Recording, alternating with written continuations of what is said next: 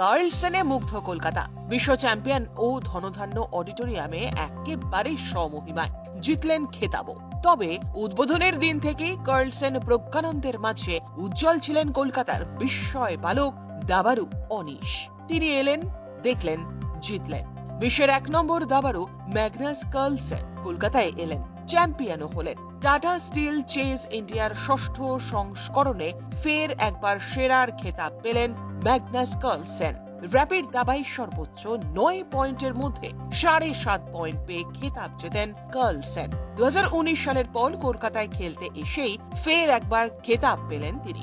5 বছর পর ভারতে এসে ধনধান্য অডিটোরিয়ামে আকর্ষণের মধ্যমণি হয়ে রইলেন। আর্লিং হালান্ডের দেশের কিংবদন্তি জানান, নতুন প্রজন্মের চ্যালেঞ্জ সামলানোই তাকে বারংবার টেনে নিয়ে আসে। ম্যাগনাসকে স্বাগত জানাতে অধীর অপেক্ষায় এতদিন অপেক্ষা করছিল কলকাতা। অধীর অপেক্ষায় ছিল ম্যাগনাস কার্লসেন, রমেশ বাবু প্রজ্ঞানন্দ, অর্জুন এরিগাইসিদের লড়াই দেখতে। এই আসরেই হাজির হয়েছিলেন 3 বছরের অনিশ সরকারও। ভাবতে পারেন কার্লসেন প্রজ্ঞানন্দের মাঝে সেই তারকা হয়ে উঠবে?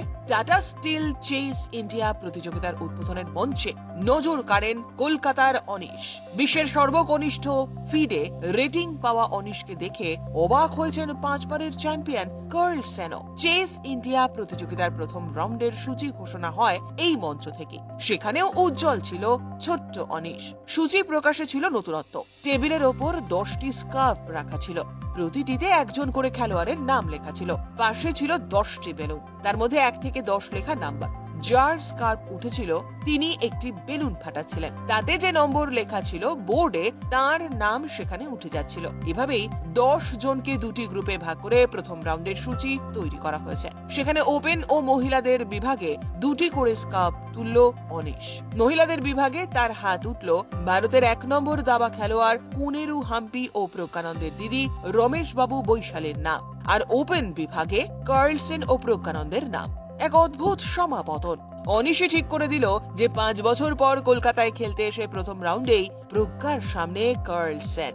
ম্যাচ যদিও ড্র হয়েছে কলকাতায়। Bureau report, channel 10।